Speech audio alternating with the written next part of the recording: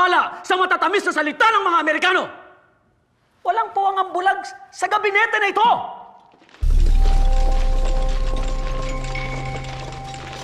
Paano ang aming mga negosyo?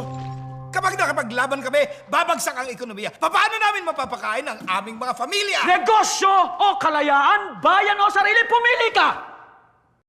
Magandang araw po sa inyo lahat. Welcome po sa panibagong reaction video dito sa Makapili TV. Ito ang pagkikwentuhan natin, itong sinasabing ni dating Senador Antonio Trillanes na maglalabas daw ng warrant of arrest ang ICC para kay Pangulong Duterte at kay Senator Bato de la Rosa. So sabi niya, June or July is lalabas na raw po yung warrant of arrest. So natapos po yung June, walang nangyari, hindi lumabas. So patapos na rin po yung July. So ito, may bago na naman pautot itong si dating Senador Antonio Trillanes na parang pinakakaba niya itong si Senator Bato at sinasabi niyang suspect na raw. So isa sa pinaka-prime suspect na si Senator Bato. So, panoorin po natin itong balitan to. Pero bago ang lahat, kung hindi ka pa nakasubscribe sa Makapili TV, pwede naman pakipindot yung subscribe button. At the same time, palike na rin ang video. Wala naman pong bayad dyan. Kaya, pindot na. So, ito, panoorin po natin itong balitang to. Hindi na raw nagulat si Senator Bato de la Rosa sa balitang suspect na siya ng International Criminal Court sa kaso ng war on drugs. Si dating Senator Antonio Trillanes naman na siyang naglabas ng dokumento, positibong malakas ang kaso sa 5 akusado. Nasa frontline ng balitang yan, si Ria Fernandez. Formal na raw pinangalanan ng International Criminal Court o ICC bilang mga suspect sa war on drugs ang 5 dati at kasalukuyang mga opisyal ng Philippine National Police ayon mismo kay dating Senator Antonio Trillanes IV. Base sa nilabas kahapon na kopya ni Trillanes ng umano'y confidential document ng ICC, nakasaad dito na Pakinggan nyo ang sabi, confidential daw na documents to na nilabas ng ICC. Kung confidential yan, paano nakakuha itong si Trillanes ng sabihin natin itong dokumento na to? At bakit walang kopya yung gobyerno natin? Doon lang medyo nagtataka lang din ako doon na how come na si Trillanes makakuha ng sensitibong dokumento, especially as nasabi nga na, di ba pag nag-iimbestiga ang mga pulis, pwede lang nilang bigyan ng mga ganyang dokumento, especially ito, International Criminal Court. For the sake of argument, bigyan natin ng halaga yung ICC. International Criminal Court. Paano mabibigyan ng kopya? Etong si Trillanes, sabihin natin, isa siya sa mga complainant na nagpupursue para makasuhan si dating Pangulong Duterte at si Senator Bato. Bakit siya lang yung bibigyan ng kopya? Which is sabi nga is confidential daw yung dokumento na yan. Pero yung gobyerno ng Pilipinas hindi nakatanggap ng gantong klaseng dokumento. Medyo very weird lang, di ba? Nakakapagtaka lang na mas parang nangyayari kasi parang itong si Trillanes is parang siya na yung spokesperson ng ICC. So every time meron silang ilalabas na update sa mga nakukuha nilang impormasyon or meron silang mga conclusion or resolution na ilalabas, si Trillanes yung taga-balita. So parang lumalabas sa yung spokesperson ng ICC. Pero tandaan niyo, yung unang iniyabang niya, June or July daw, lalabas yung warrant of arrest. So ilang araw na lang, matatapos na yung July, wala pa yung warrant of arrest. Ito, ano lang to, parang hindi naman to warrant of arrest, pero kinukonsider lang daw ng ICC na ang pinaka-primary suspect na is si Bato de la Rosa. So, medyo very weird lang yung itong inilalabas ni Trillanes. Pinangalanan na ng ICC prosecutor ang dalawang dating PNP chief na sina Senator Ronald Bato de la Rosa at retired General Oscar Albayalde bilang mga sospek sa drug war. Si Bato ang unang PNP chief sa ilalim ng dating administrasyong Duterte na nagpatupad ng Oplan Tokhang, habang si Albayalde naman ang pumalit sa kanya noon matapos magretiro. Kasama rin sa listahan ng dating hepe ng CIDG at acting Northern Luzon Area Commander ngayon na si Major General Romeo Karamat, NAPOLCOM Commissioner Edilberto Leonardo at dating PNP Chief Intelligence Officer Eleazar Mata. Ayon kay Trillanes, malaki rin ang papel ng tatlo sa drug war kaya sinama na rin sila sa mga umano'y suspect na ng ICC. Si General Karamat, ito yung sa Bulacan, ito yung may pinatay na 31 in a day. Publicly, pinuri siya. Ito dapat to, pwede itong pwede itong masampahan din kung tutusin ng ng libel eh. Kasi dito pa lang sa sinasabi niya na ito yung may pinatay. So inakusahan niya na ito mismo may pinatay na. 'Di ba? So inaakusahan niya na, libelous na to eh. So wala siyang ebidensya, puro hearsay, tapos paparatangan niyang pinatay na. 'Di ba? Pero siyempre pag ito kinasuhan to, bilang to iiyak itong si Senator Trillanes na to kasi ito yung tipo ng tao na ayaw niya ng gusto niya yung napagbibigyan siya. Sabi nga nila, 'di ba? Kapag ito hindi mo napagbigyan, mangangagat to.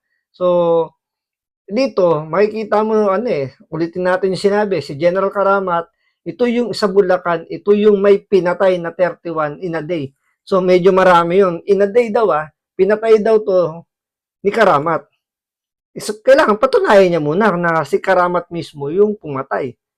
Magkaiba yung may pinapatay sa pinatay. 'Di ba? Kaya medyo libelous to kung medyo dapat to balikan to ni General Karamat, masampahan ng kaso kasi paninira na tong sinasabi niyang to.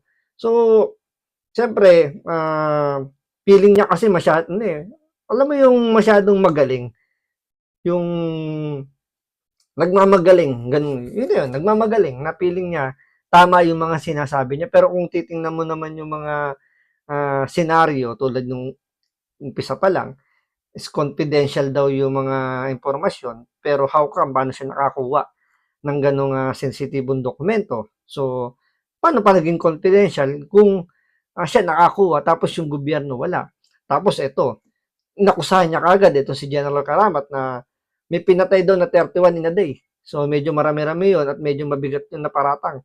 So, doon pa lang medyo sablay na naman dito si Trillanes. Kaya medyo nakakapagduda na. Pangatlo pa pala, isa pa, 'di ba? Sinabi niya, June or July lalabas yung warrant of arrest. Pero hanggang ngayon wala pa. So, all at sa naman sunog na naman yung sinabi dito ng Trillanes.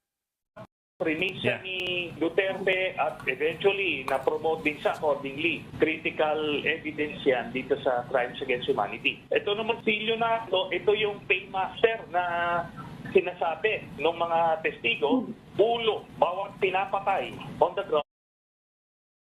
Hearsay na naman. 'Di ba? Ang sabi daw, may daw. So hindi pa napatutunayan pero sa kanya guilty na ito bawat ulo daw binabayaran. Kung may kapalit na pera. So libelous na naman para sa akin, medyo may pagka-libelous na naman yung mga binitawan dito ni Senator Trillanes. Kaya dapat to, talagang masampulan to, hindi to dapat hindi to dapat pinapayagan na,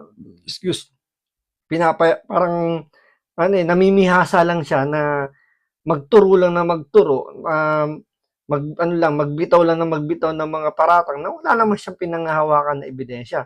Tulad niyan, hindi naman nakapag-imbestiga ng sabihin natin ng formal na investigation na nakakausap ng ICC yung both parties. Kasi ganun ka naman dapat mag-imbestiga. Imbestigahan mo yung nagrereklamo, pati inirereklamo para malaman mo kung totoo yung pinaparatang do sa nirereklamo. Pero kung ang pagbabasihan mo lang is yung isang side lang, yung sabi natin, yung nagko-complain lang, siya lang yung pagbibigyan mong magsalita, hindi investigation tawag doon. 'Di ba? May bias doon. Hindi na ano yun, hindi na patas, 'di ba? Hindi na makakakuha ng tamang hustisya dahil ano isang side lang yung tiningnan mo. Parang yung ginagawa rito ni Senator Trillanes na inaakusahan niya na kagad. Isipin mo si Karamat daw pumatay daw ng 31 katao in a day. Tapos dito sinasabi naman niya na ang paymaster daw si Leonardo at siya daw nagbabayad ng kada ulo. So medyo mabigat din yung paratang dito na dapat patunayan dito ni Trillanes. May kapalit na pera. So ang isang nagpapacilitate, itong si General Mata. General Mata yan yung nagko-coordinate. Ayon kay Trillanes, hindi pa malinaw ngayon kung kasama ang 5 sa unang batch na maiisyuhan ng warrant of arrest ng ICC. Pero July 3 pa raw natanggap ng gobyerno ng Pilipinas ang sinasabing dokumento. Ang bottom line nun, it's now up to the Philippine government, kay President Marcos, kung ano gagawin niya dito sa information. Sinan nyo? Sabi niya lang na July 3 pa raw dumating na yung papeles mula sa papunta sa gobyerno ng Pilipinas. So, parang ang ginagawa niya naman dito ngayon, ibinibigay niya yung sisi kay Marcos na pwedeng sabihin na binaliwala ni Bongbong Marcos ibinigay na dokumento ng ICC dahil nga base sa kanya, na-receive na raw ng Philippine government yung dokumento na yan. Pero wala siya may presenta na ito ay na-receive or pinadala talaga ng ICC. Di ba dapat ganun? Kung magpapadala ka ng isang demand letter, 2 kopya yan Yung original copy plus yung receiving copy. Di ba? Para katunayan na yung binigay mong dokumento is natanggap. May pirma yan kung sino yung nag-receive at kung anong departamento yung nag-receive. Pero dito, hearsay na naman yung sinabi dito ni Trillanes na sabi niya lang na dumating na raw at na-receive na raw ng Philippine government at biglang iaano niya kay Bongbong Marcos na nasa kanya na yan kung ilalabas niya o hindi. Diba? Ang hirap yung bigla ka lang parang ganito, inakusahan ka ng parang yung kay naalala niyo kay Pulong Duterte na inaakusahan niya na mayroong tattoo daw sa likod. Pero ang gusto niya maglabas ng ebidensya is si Pulong. Gusto niya makita yung likod, ipakita ni Pulong Duterte yung kanyang likod para magkaalaman daw kung ito ay may tattoo o wala. Di ba? Ikaw yung nag-aakusa, pero wala kang maipakitang ebidensya. Gusto mo magbigay ng ebidensya, yung taong inaakusahan mo. Parang ganito, baliktarin ninyo na kung aakusahan nyo si Trillanes na, halimbawa, meron din tattoo sa likod. Di ba may tattoo ka, Senator Trillanes sa likod na Tweety Bird? So, kung hindi totoo yan, pakita mo yung likod mo. Siyempre, ikaw, hindi ka naman basta-basta papayag na, ba't ko mapakita? Diba? So, same thing, ganun yung nangyayari. Ang hilig niya mag-okusa nang wala siyang pinangahawakan at ang gusto niya maglabas ng ebidensya, yung inaakusahan niya. Dapat ang burden of proof nun, yung sa doon na sa nag-aakusa. Kaya nga, hindi to pinapansin masyado ng ng mga inaakusahan niya na hindi na lang nagsasalita. Dahil nga, parang wala namang bearing kung papatulan nila itong mga yung mga paratang. Kasi nga wala namang ibinigay na ebidensya na para tablahin nila. Pero kung sa kanila, sampahan nila ng counter affidavit nila na sa paninira nito ni Trillanes, di ba? Na to, Taong 2019 pa kumala sa ICC ang Pilipinas, kaya si Pangulong Bongbong Marcos dati na ring sinabi na di niya hahayaang manghimasok at mag-imbestiga sa bansa ang ICC. Kung si Senator Bato naman daw ang tatanungin, hindi na raw siya nagulat. Dahil 2016 pa raw nadadawit ang pangalan niya sa kaso na parang sirang plaka na dahil paulit-ulit. Sinusubukan din kunin ng News 5 ang panig ni Albayalde at ng 3 iba pa. Pero hindi Yan ang pinakaano dyan. Kumbaga, darating yung oras dyan na etong si Trillanes, kaagatin niya rin si Bongbong Marcos. Bakit? Kasi tatablahin ni Marcos yung yung ICC. Dahil nga ilang beses niya na sinabi na hindi niya papapasukin o hindi niya hahayaan yung ICC na mag-imbestiga 'di ba? Hindi niya papayagan. So doon pa lang sunog na yung ICC. Paano sila makakapag-conclude ng isang resolution or paano sila makakapag-imbestiga kung wala naman silang makuwang kumbaga wala silang nai-interview physical interview na galing mismo na sila mismo. Kung ang pagbabasihan lang nila is yung kwento lang ng mga nagrereklamo at hindi naman talaga lang nakakausap, hindi naman nakikita yung totoong sitwasyon, paano sila nakapag-conclude? 'Di ba? Paano sila nakapagbigay ng sabihin natin ng tamang paghatol kung wala naman silang nakakausap? 'Di ba? Doon pa lang medyo sablay na yung mga pinagagawa nito ni Trillanes. Yun nga lang, parang nangyayari dito na okay lang. Parang sinasabi nga nila na parang nagmumukha na nga raw tanga. Kasi nga, alam naman niyang walang mangyayari pero ipinipilit niya para lang mapag-usapan siya, para maging relevant lang siya sa politics. Kasi nga hindi na siya hindi na siya ganun sabihin natin, hindi na siya siniseryoso ngayon. Gawa ng mga sablay na yung kanyang mga inaakusa, yung kanyang mga pinagsasabi, hindi na masyadong binibigyan ng importansya. Isipin nyo lang yan, tingnan nyo hindi na masyadong pinapalo up o hindi na masyadong pinag-uusapan yung warrant of arrest. Tumalon na kagad na meron daw, ito na, yung ginawang primary suspect na. Pero bukas din ninyo, wala na yung na yan, wala na yung issue na yan tungkol sa ICC kasi nga, hindi na importante, hindi naman na ganun ka, kumbaga hindi na siya ganun ka importante, yung nga, dahil nga, sinabi na rin ni Pangulong Marcos na hindi sila makikipagtulungan sa ICC. So, baliwala yung investigasyon nila. Baliwala rin yung i-issue nilang warrant of arrest. Kasi sino magpapatupad niyan? Di ba? Wala. Kasi ang magpapatupad niyan is police pa rin po ng gobyerno natin. Under na executive po yun.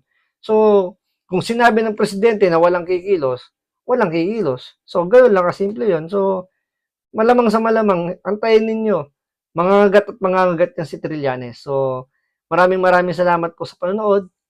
Ingat po kayo lagi. God bless.